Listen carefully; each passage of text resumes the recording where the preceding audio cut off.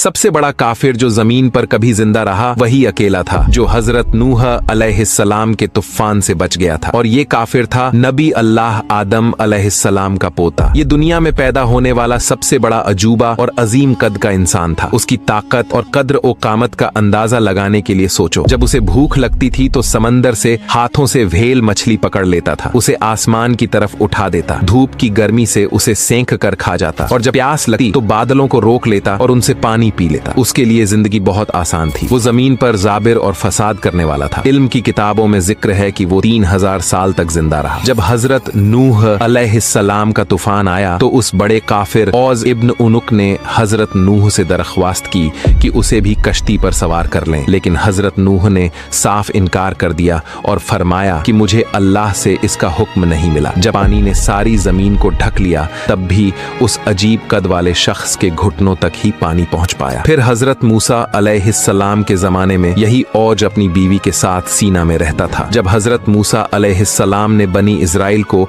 12 कबीलों में बांटकर उन्हें मुकद्दस जमीन में दाखिल होने का हुक्म दिया तो वहां के कबीलों के सरदार औज के कैले में पहुंच गए। औज ने हर एक को लकड़ी की गठर में डाल लिया और उन सबको उठाकर अपनी बीवी के पास ले गया और मजाका उड़ाते हुए कहा, ये लोग हमें पकड़ने आए हैं। वो चाहता था कि सबको एक साथ पांव से कुचलकर मार डाले, लेकिन उसकी बीवी ने कहा, ऐ औज, ऐसा मत करो, इन्हें लौटने दो ताकि ये अपनी कौम को हमारी ताकत और शौकत के बारे में बताए। और ऐसा ही हुआ। सरदार लौट कर गए और बनी इजराइल को पूरा वाकया सुनाया। बनी इजराइल डर गए और हजरत मूसा से कहने लगे, आप और आपका रब जाइए और लड़ाइए, हम तो यहीं बैठे हैं। इसी दौरान औज ने बनी इजराइल पर हमला करने का फैसला किया। वो एक बहुत बड़ी चट्टान अपने हाथ में उठाए हुए था। अचानक अल्लाह ने एक बड़ा परिंदा भेजा जिसने अपनी चोंच से उस चट्टान को कुरेद कुरेद कर तोड़ डाला और वह चट्टान औज के सर पर गिरी और जमीन पर गिर पड़ा। फिर हजरत मूसा अलैहिस्सलाम ने अपनी लाठी से उसे एक ही वार किया और वो उसी वक्त मर गया। ये लाठी आम लाठी नहीं थी, इसमें एक अजीम राज था। इसी लाठी ने बनी इजराइल को नजात दी। इसी से समंदर